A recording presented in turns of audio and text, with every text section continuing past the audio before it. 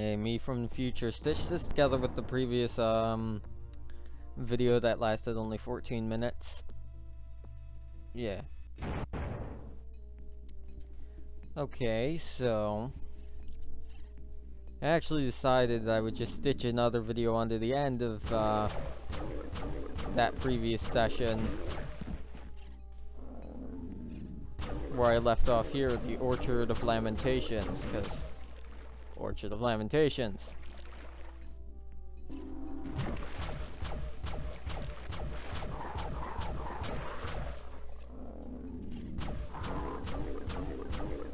I'm not actually sure about the transition screens and what have you.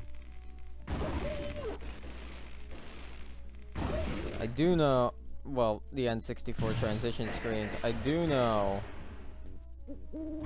I want to replace the text screens at the end of hubs with the, you know, actual CD cutscenes, because I don't read them very well, so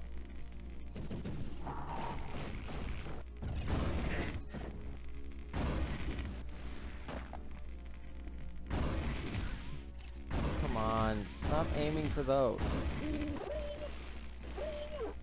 Disadvantages of the Arc of Death: it will aim at anything that can be targeted. So that goes for every attack, really.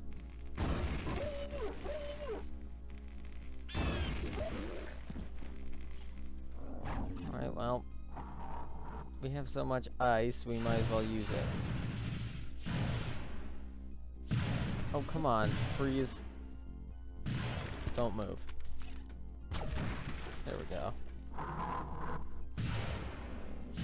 You neither, sir.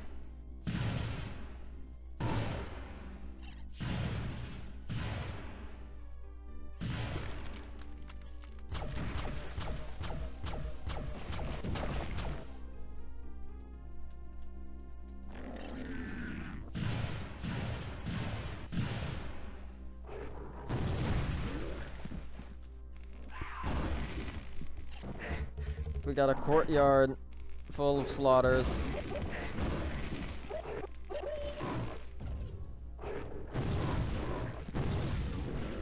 You know, I would have used the Dark Servant on this if it wasn't so completely and totally useless. Okay, that's a bit harsh. It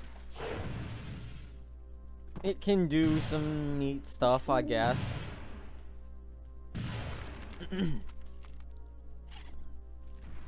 But yeah, it shouldn't be as rare as it is. Damn it.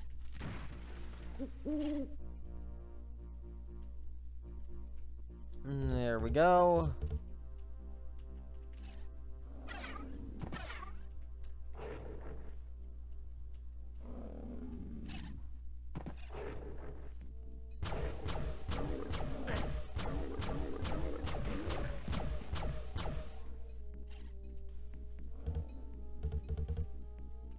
Unlike the loading screens, which I'm not sure about, I am still sure that I want to do all the classes. Be very swift in here, because that outside area will crush you, and it's overall not very fun. As you can tell, some Etten have gone out there. Be swift and precise. You don't want to get crushed, because there's no way out except for Chaos Device. So if you don't have one of those, then you're in pretty sorry shape. So you might notice a save file called Cleric. That's preparing for the dual class playthrough.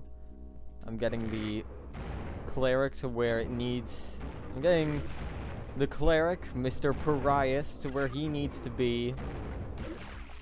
The first hub's secret level. And I'm doing all that off camera because I'm gonna handle that. But right now, Mr. Mage Cool Guy Daedalon is getting everything to himself.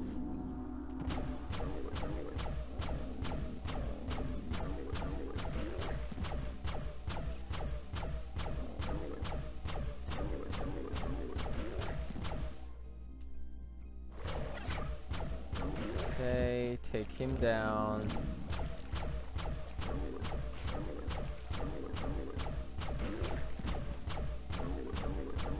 This area can be somewhat finicky to climb for some reason. I don't know why, but occasionally it just is finicky to climb. At least in certain versions anyway, where I think it's because the, you know, you see the game kind of just lets me step up onto the platform. In some versions of the game that's less generous, so it causes, you know, some hurdles in this area. In the DOS version, it's pretty easy though. So we have an emerald planet.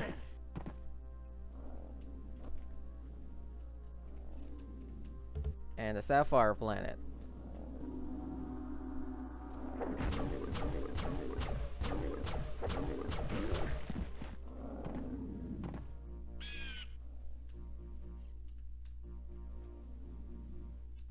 And of course we have an amulet of warding, which is really good for mage, so. And we're done in there. We don't have to do anything else in that level ever again. Okay.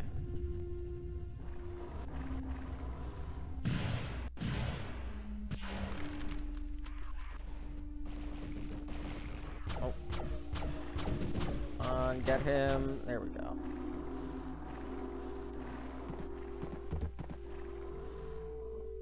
And, you know, we've been in this level once, but we didn't do anything really, so let's get to work. Already the Dark Bishops are not happy to see us return.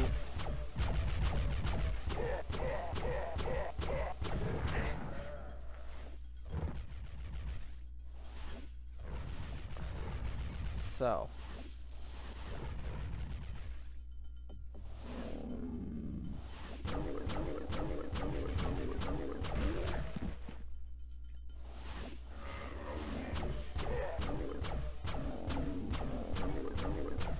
Our goal is the same. We need to find several jewels in here.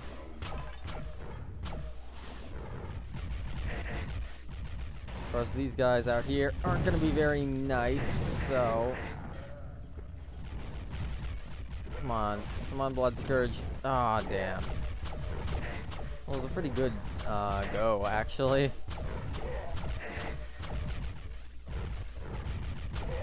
Blood Scourge isn't the best final weapon in my opinion. I think it's the worst one, but for other people that is actually the fighter's third weapon.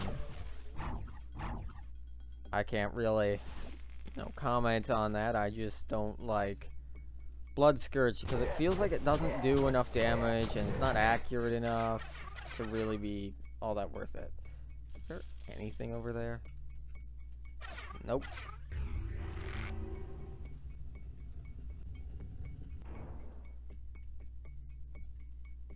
And now say hello to this big bad room.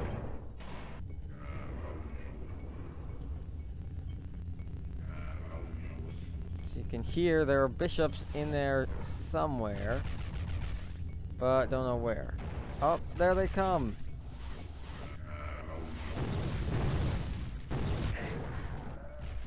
So that should be good. There's only 2 left now. I mean, yeah, they're a little dangerous, but 2 of them is no problem. We've got the second sapphire planet. This wall, you can push it by moving into it. Doesn't have anything important behind it. just a banishment device. Which, if I haven't addressed what a banishment device does, you know, a chaos device takes you to the start of the level. Well, a banishment device will teleport any enemy to one of the many deathmatch starts in the levels. It'll just appear there after a certain amount of time. And, you know, because of that, it could end up right next to you again, which is, I think, rather funny. But, you know, I don't think we ever get to see a banishment device again. I think in the series it is only featured in Hexen, and of course the expansion for Hexen, and like that's it. Now, I don't like this. I don't like it. It's a particularly brutal trap, especially with the extra ones that get spawned in. Aw, damn. Damn it. But, yeah, I just take care of that way. You know, rotatey door that rotates when you walk into it, and Hexen that I didn't see.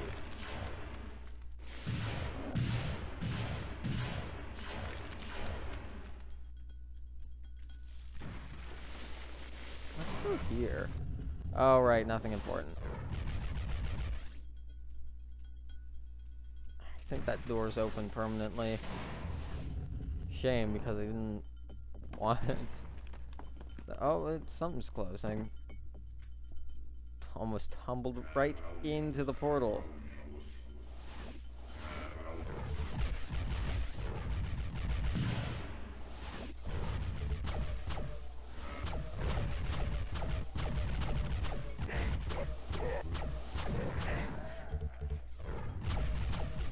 Okay. Come on. Come on, people. I'm gonna take you on.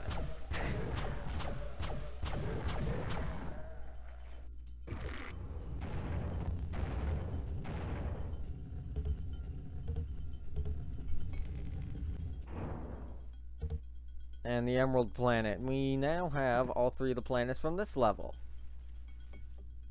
Yes, I know they're gems, but they're called planets.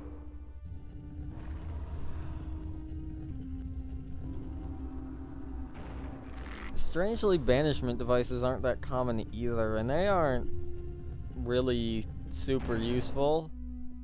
I mean, they can get you out of a jam, but they're nothing all that cool. They don't work on bosses either, by the way. Don't try that.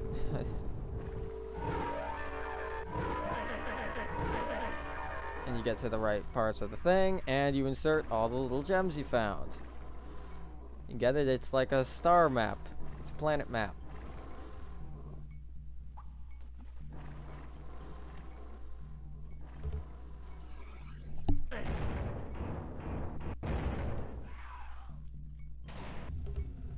And then these open, and then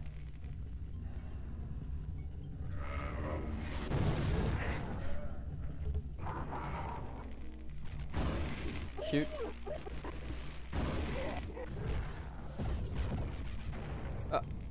Okay, dude. Get down. And by get down, I mean die.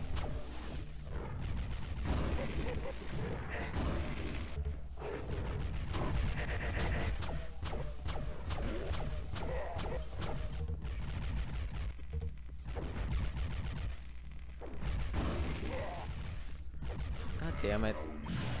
See, yeah, that's the thing. The little projectile, the lightning, it stops when it hits a wall, which is very bad.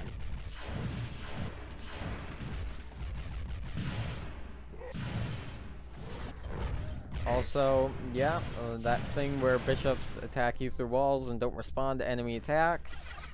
They're always focused on you. Well, I think an Hexen, yep, he killed one. Because they also don't consider other enemies around them, so they end up They end up getting in infights more than you'd think.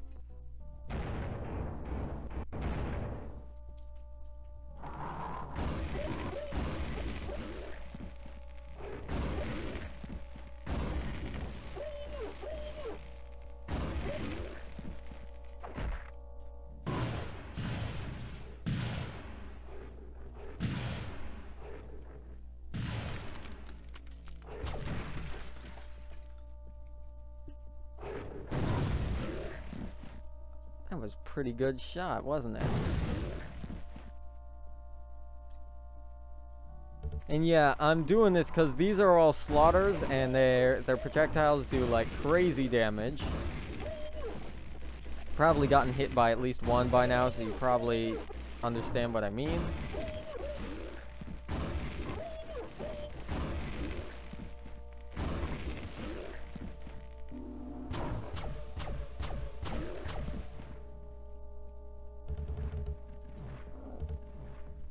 Of course, they give you lots of blue mana, which I don't know is fine.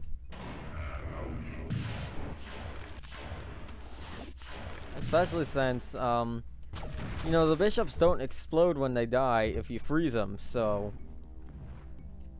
take advantage of that, folks.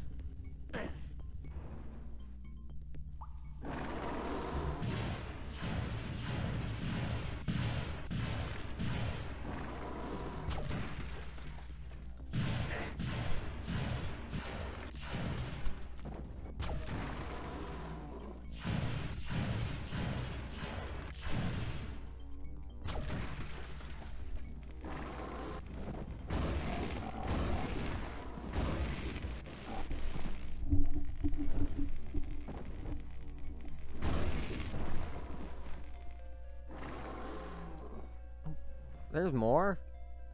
Yeah, there's like a million serpents in here. That may have actually been the last one. Nope. Nope, it's still not the last one.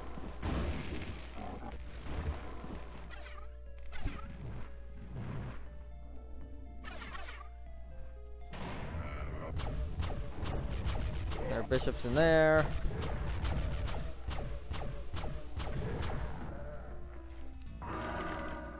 And a switch.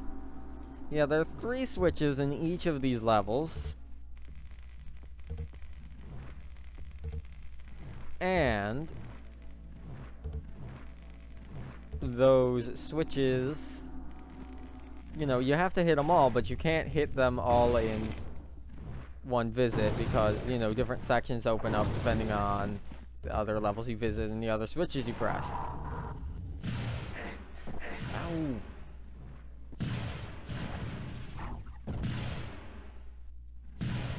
Nope. Damn it, the ice shards delayed a little too long.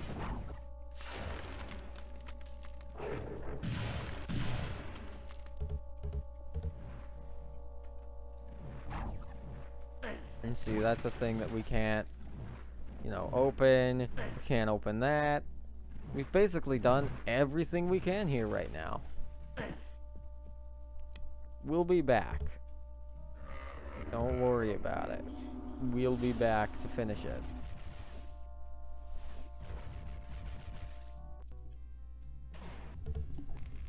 Now we enter the Griffin Chapel.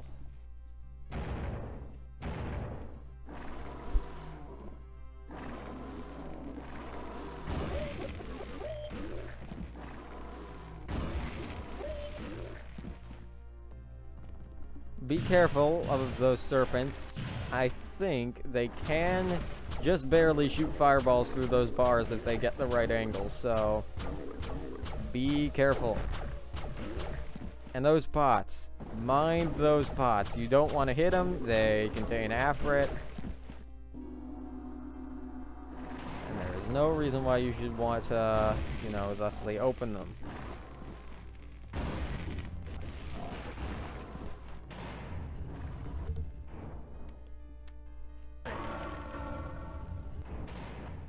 We're about to get 3/9 of the puzzle solved. Is this guy stuck? I think he is. Poor bastard.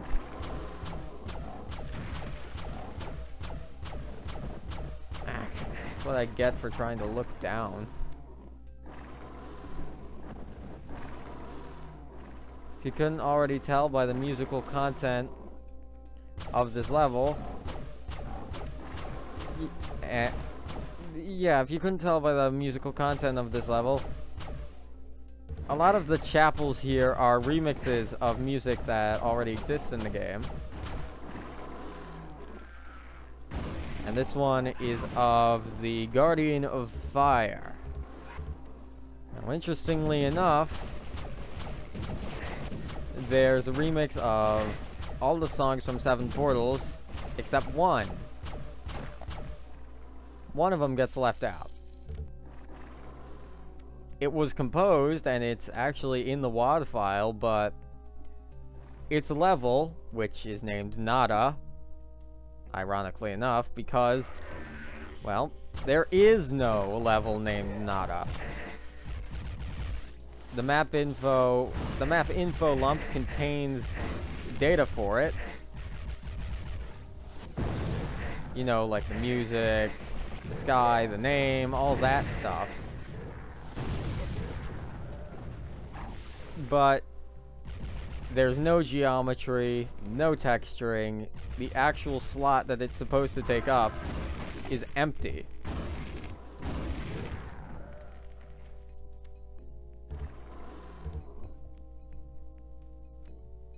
The music, that's not the only unused music in Hexen. There's also other unused music intended for map slot number 7, which isn't used at all, even in the expansion, which is weird. And, you know, there was a special MIDI patch for the expansion because for some reason they didn't get it right the first time, so they had to go back and patch in the MIDI support. But in that patched MIDI support, the remix of Guardian of Ice's music is actually used in at least one of the levels. But for some reason, the unused map 7 music is not used anywhere, which is weird to me, at least. Anyway, we got our 2 things done there.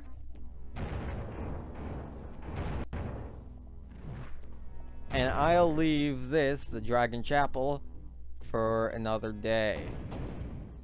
I will see you in that other day.